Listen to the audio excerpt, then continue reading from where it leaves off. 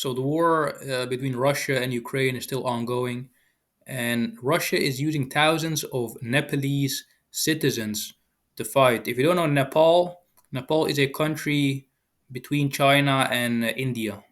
It's similar to India, and the people there apparently are very poor, and that's why Russia is going around recruiting Nepalese to go and fight in its army against Ukraine. It's a very strange thing that they're taking these people all the way from South Asia to go and fight in Ukraine.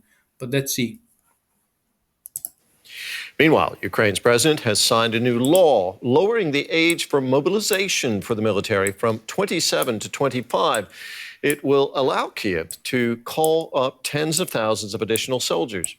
Ukraine has suffered heavy losses on the battlefield after 2 years of war with Russia. By the way, people think Ukraine is a small country and Russia is a huge country.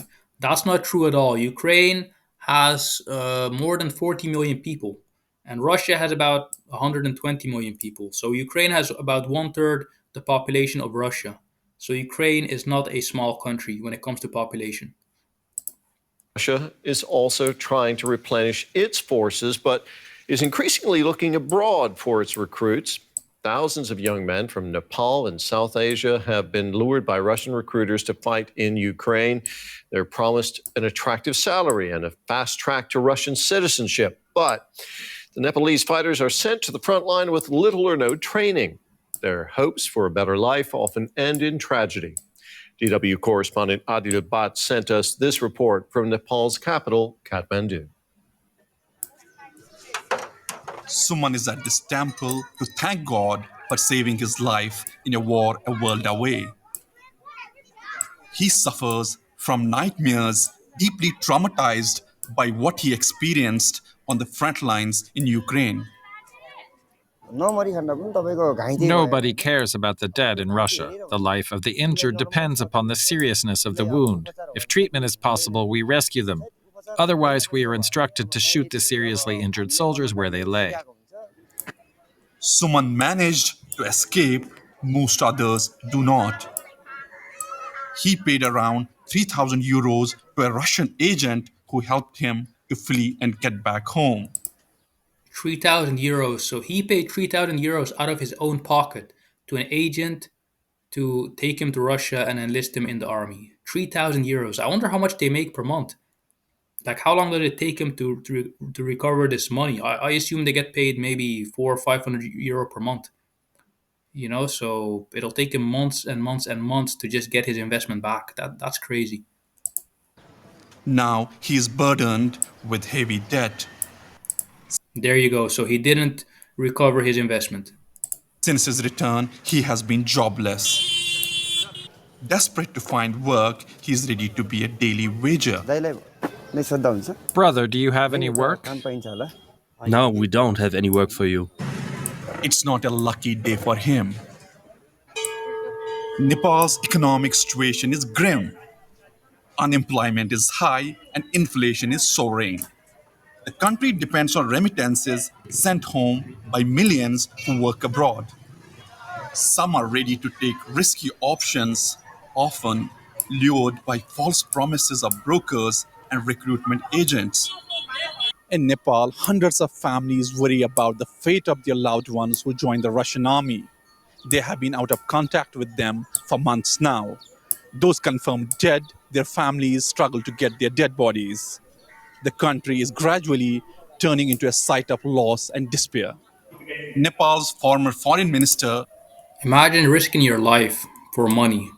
I mean, this is not a joke. You're being sent to a battlefield with a gun in your hand. You're gonna have to kill or get killed, and you're doing this for money. I mean, that's.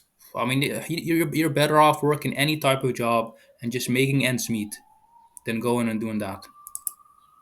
Who was in office until recently, told DW he had tried to persuade Russian officials to stop recruiting Nepalese nationals in vain. I would like to express my concern about the enlistment of our citizens in the armed forces of a nation with which we lack an official pact or treaty. Their recruitment of our citizens implies that it happens with the knowledge of the Russian government. In a village outside Kathmandu, this family mourns the loss of a son and husband. Purna Bahadur was killed 3 months ago in a battle on the Ukrainian front lines. He had received barely 2 weeks of training before being sent off to fight. A fellow Nepalese soldier called his wife Lilu to convey the shocking message. When I heard the news of my husband's death, I felt like jumping off a cliff and ending my life. It took me weeks after hearing the news to actually believe it. I couldn't believe that he is no more, and I still feel like I may receive his call. But that call, she knows, will never come. The family don't even know whether they will get his body for a proper burial. Lilu Gurang now carries more than her grief. She also has to deal with a debt of 6,000 euros. Whoa, wait, hold on. 6,000 euro debt? So this means this guy went to fight in Russia, paid 6,000 euros to go and fight in Ukraine, and now there's a debt of 6,000 euros and he got killed. Oh man, and that debt is now on his wife and his family. That's unbelievable. That is absolutely unbelievable. You're gonna pay upfront 6,000 euros or dollars or whatever currency was used to go and enlist in the army in a foreign army to go and fight in a faraway place, and a place that has a high casualty count. A lot of people are dying.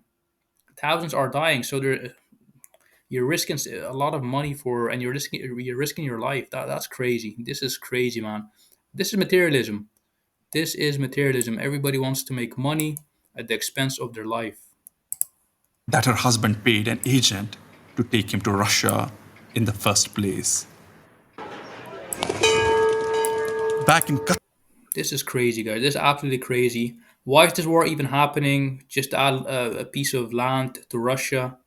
Russia already is very big, has a lot of empty lands in Siberia and Eastern Russia. Why they really want to add a small another piece of land, Donbass or Donetsk or whatever, at the expense of lives, thousands of lives, is unbelievable. Anyway, guys, like and subscribe. Use the discount code that's on the ribbon, and I'll see you tomorrow. Bye bye.